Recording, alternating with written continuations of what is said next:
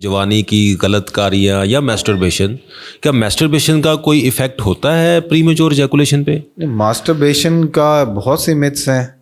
Masturbation کا نہ اریکٹائل dysfunction میں کوئی رول ہے، یعنی کہ آپ کی اریکشن میں بھی کوئی پرابلم نہیں کرتا، اور نہ ہی اس کا رول پری میچور ایجیکولیشن ہر حالت انزال، اس سے اس کا کوئی تعلق نہیں ہے. Masturbation is like a normal sexual activity. آپ جتنی ماسٹربیشن کریں، آپ اسلامک پوائنٹ آف ویو سے تو کہہ سکتے ہیں کہ وہ ایک گناہ ہے، بٹ سائنٹیفکلی اس کا آپ کی فیوچر سیکسول ہیلتھ پہ کوئی اثر نہیں ہوتا. سر ہمارے ہاں تو لوگوں کے جو کاروبار ہیں وہی اس کے اوپر چل رہے ہیں.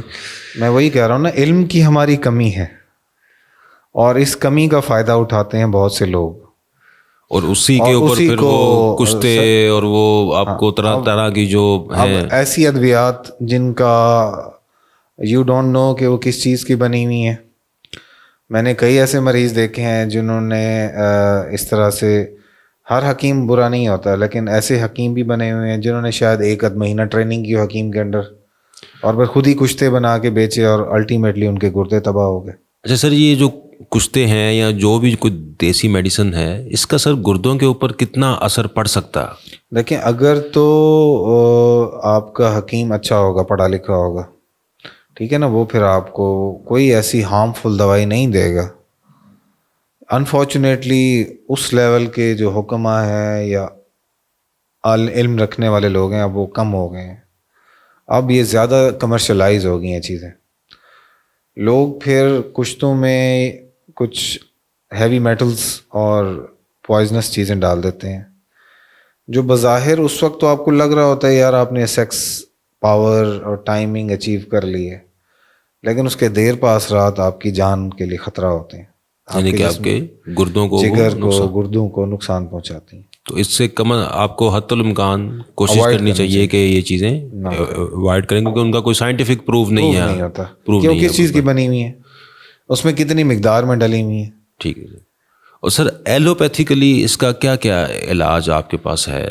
ایلوپیتھیکلی تو پہلے تو ہم اس کو کچھ ٹریننگ سیشنز دیتے ہیں مختلف قسم کی، جن کے ذریعے وہ اپنی ٹائم ڈیوریشن کو بہتر کر سکتا ہے، جس میں master and Johnson squeeze technique ہے، سنسیٹ فوکس ٹیکنیک ہے. یہ ہم ٹرائل دیتے ہیں. یہ آپ کا natural way of increasing time ہے.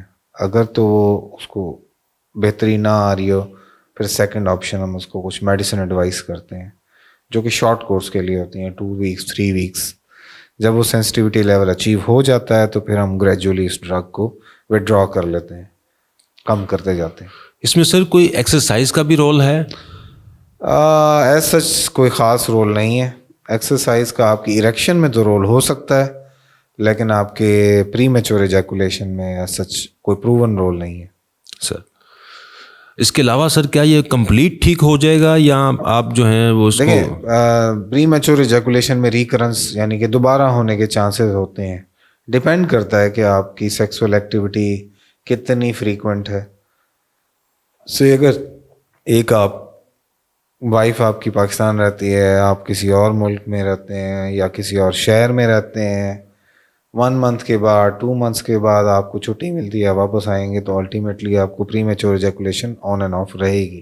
سر نارمل فریکوینسی کتنی ہونی چاہیے ایک جو ہے وہ کپل کے درمیان سیکس کی؟ دیکھیں، فریکوینسی کو ڈیفائن نہیں ہے.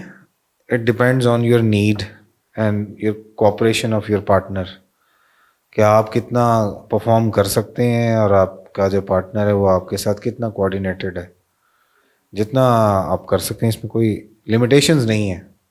منیمم آپ بند کریں، میکسیمم آپ جتنی مرتبہ کر سکیں، کوئی منع نہیں. سر بہت شکریہ سر، تھینک یو ویری مچ.